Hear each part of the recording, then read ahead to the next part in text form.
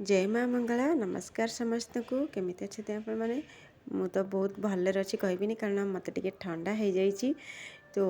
जब मैंने वीडियो जो यूट्यूब आरंभ कले ना तो एमती गुड़ा जमी नशा टाइप हो जाइए जो बेले भी वीडियो न पकाऊे ना मत जमा भल भी लगुनि कह ना ठंडा हो जर हो जहाँ हो तो वॉइस टी भी चेंज लगुथ मुझे गोटे वीडियो मुझे एडिटिंग करके पकईदे काली भी से पकई नी काली ओषा भी थिला मंगला ओषा अधिक टे जर हो जाता तो आज टी कमी कि फिर भी आज जहाँ भी गोटे पकईदे वीडियो तो आज मंगल ओषार 3 पाली वीडियो मु शूट करी तो 3 पाली कौन हुए ना आमर श्राद्ध भोग हुए श्राद्ध खिया भोग हुए श्राद्ध खिया माने जो कौ श्राद्ध कहते जमी खुलना सुंदरी कहानी तो शुणी थे जो मंगल ओषार बही रे तो आम घरे ठाकुर बसती आगे माँ मंगला कोठी आम घरे थिला तो घरे ही ठाकुर प्रति वर्ष बसुले जिते मु जन्म हो नी मो बो ही ठाकुर बसाऊे आग काल नीति नीति सब जानी आपण मैंने कहीं जिते भी कहार पिलापिली हो ना तो सब माने ठाकुर को ही भरोसा करेंगे कहीं ही पूजा कर चलते कि पिलापिली हो कि देहपा हो जेकोसी कम होना कहीं तो बस सेमती मो बो जो माने मैरेज पर पिला हैलानी किछि तो से एमती माने मानसिक करते कि मोर जदि पिला हुए कि मो पुओ हो झी हो जहाँ भी हुए जब मो मोर माने ठाकुर घरे माँ को स्थापना करेबी पूजा करी तो सत सत 6-7 वर्ष पर ही जानी मो बोर माने पिला मु प्रथम होती तो सेबे ठारू ही माने माँ कर बहुत कृपा मो उपरे तो खास करी मु ही माने आम घरे अधिक मु ही माने माँ मंगला को बहुत भल पाए आउ तांको ना न धइले मोर दिन आरंभ हुएनी चाहे खाए पीए बसे उठे जहाँ भी करे सब बेले मोर माँ का ना पाटे ही थी एमती आप विश्वास करें जेकोसी मंदिर को मुझे जाए तो से मंदिर यानी कि जगन्नाथ मंदिर थाए कि शिव मंदिर थाए कि गणेश का मंदिर थाए जेकोसी मंदिर को जाए किंतु से नमस्कार कला बेले मो पाटे ही माँ का ना थी चाहे जेकोसी कारण जाए जेकोसी मंदिर को तो एमती बास कारण एमती बहुत किसी स्मृति अनुभूति बहुत किसी मो माँ मो पाखे भी अच्छी आ बहुत जगार मत साहाଯ୍य भी करमती कौन आ कहि से अनुभूति एमती किसी कहीहबनी निजे ही अनुभूति माने निजे ही महसूस करहब तो कह कह भी हेनी आबी एमती किसी एत बड़ अनुभूति जोटा कि स्वप्न देखी स्वप्न तो कहबिनी माने जमी पूरा पूरा सत सती मत लगी प्रत्येक कथार जिते मत विपद आसे कि जिते मत मन कष्ट हुए मन दुख हुए केवल सब कथा मो माँ को ही जनाए ना कहार कि मत कथा किसी जन को चेष्टा कैनि जन मत भल लगे आउ माने तांकरी कतरू ही मत किसी आसरा मिले जमी कहगले ना कि तांकरी पाखर ही मत साहस मिले कि हाँ आगू बढ़ीबार से ना क्या मत एत माने राग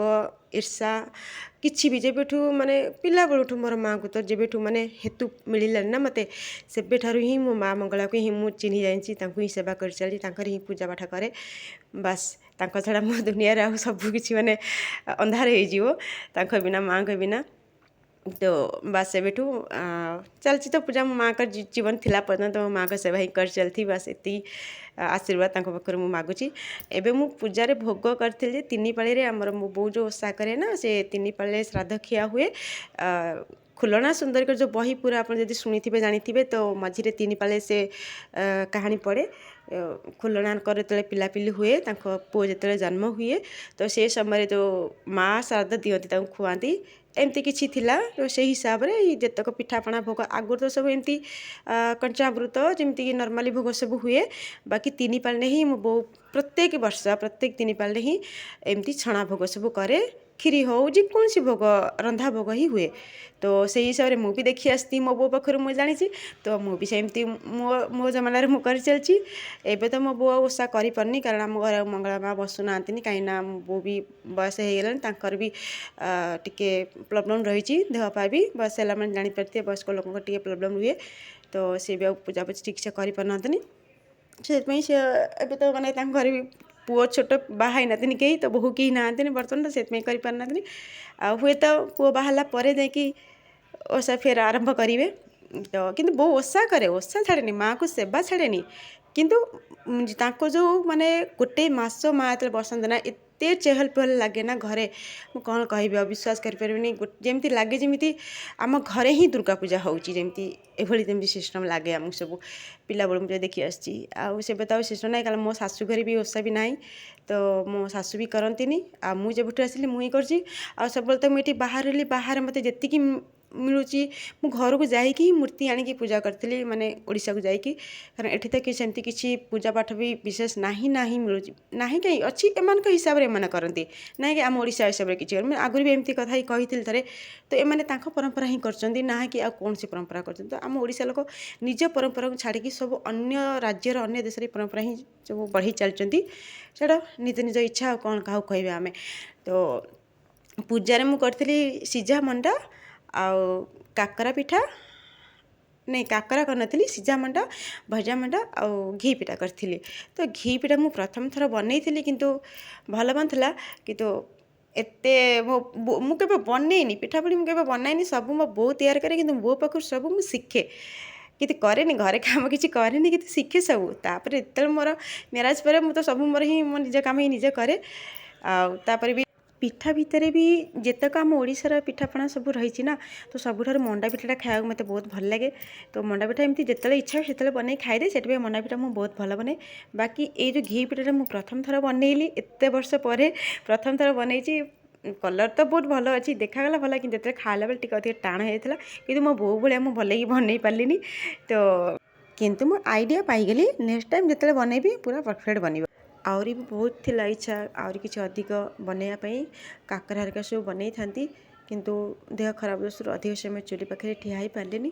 ବାସ୍ ଯେତିକି ମୋ ଦ୍ୱାରା ବନିପାରିଲା ମୁଁ ସେତିକି ବନେଇଦେଲି, କାରଣ ଏକା ମୁଁ, ଆଉ ପିଲା ବି ଛୋଟ ଛୋଟ, କିଏ ଟିକେ ହେଲ୍ପ କରିବା ବି ନଥିଲେ। ତ ଇଏ ତ ତାଙ୍କ ଡ୍ୟୁଟି ପଳାଇ ଯାଇଥିଲେ, ଡ୍ୟୁଟି ଗୋଟେ ଦିନ ବି ଛୁଟି କରେଇବେନି ଇଏ।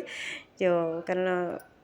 ପିଲାଙ୍କ ସହିତ ଆହୁରି ଗୋଟେ କଥା ହେଉଛି, ପିଲାଙ୍କ ସହିତ ମାନେ ଏସବୁ ପୂଜାପୂଜି ଜିନିଷ ନା, ଯେଉଁ ରୋଷେଇ ଜିନିଷ ସବୁ କରିବା ବହୁତ ମୁସ୍କିଲ ହୁଏ। କାହିଁକିନା ଛୋଟ ପିଲାମାନେ ଘରେ, ତ ସେମାନେ ବନଉ ହିଁ କହିବେ ଏଇଟା ଦିଅ ଖାଇବି, ସେଇଟା ଦିଅ ଖାଇବି। ଆପଣ ଦେଖିଥିବେ ଭିଡ଼ିଓରେ ମୋ ଝିଅ ବସେଇକି ମୋ ପାଖରେ ହାତ ବଢ଼ଉଛି, ଏଇଟାକୁ ଦିଅ ସେଇଟାକୁ ଦିଅ ମମି। ଫେର ବି ତାକୁ କେତେ ବୁଝେଇ ଫେରେ ମୁଁ ପୂଜା ସମ୍ପୂର୍ଣ୍ଣ କଲି। ତ 3 ପାଳି ପୂଜା ମୋର ସରିଗଲା। ତ ଭିଡ଼ିଓଟି କେମିତି କ'ଣ ଲାଗିଲା ଆପଣ ନିଶ୍ଚିନ୍ତ ଜଣାଇବେ। ପୁଣି ଦେଖାହେବା ଆଉ ଗୋଟିଏ ନୂଆ ଭିଡ଼ିଓରେ। ସେ ପର୍ଯ୍ୟନ୍ତ ପୂଜା ଦେଖନ୍ତୁ। ଆଉ ହଁ, ଆଉ କ'ଣ କହିବି, ଲାଷ୍ଟକୁ ବାସ୍ ଏହା ହିଁ କହିବି, ନିଜର ଓଷା ବ୍ରତ, ନିଜ ଓଡ଼ିଶାର ପରମ୍ପରାକୁ ଆଗକୁ ବଢ଼ାନ୍ତୁ। ନିଜର ଓଷା ବ୍ରତ ନିଜ ପିଲାମାନଙ୍କୁ ବି ଶିଖାନ୍ତୁ, ସେମାନେ ବି ଜାଣିବା ନିହାତି ଜରୁରୀ। ନହେଲେ ସବୁ ଭୁଲିଭାଲି ଗଲେଣି, ପିଲାମାନେ ବୁଝି ପାରୁନାହାନ୍ତି ଓଷା ବ୍ରତର ମତଲବ କ'ଣ, ସବୁ ଭୁଲିଗଲେଣି। ହୁଏତ ଆମ ପିଢ଼ି କିମ୍ବା ଆଉ 2-3 ପିଢ଼ି ପରେ କିଛି ରହିବନି, ନାମ ନିଶାନ ହିଁ ମିଟିଯିବ ଓଷା ପରମ୍ପରାର। କାରଣ ଧୀରେ ଧୀରେ ପିଲାମାନେ ସବୁ କିଛି ଭୁଲି ଯାଉଛନ୍ତି। ତ ଯେତେ ପିଲାମାନଙ୍କୁ ଶିଖେଇବା ନିହାତି ହିଁ ଦରକାର।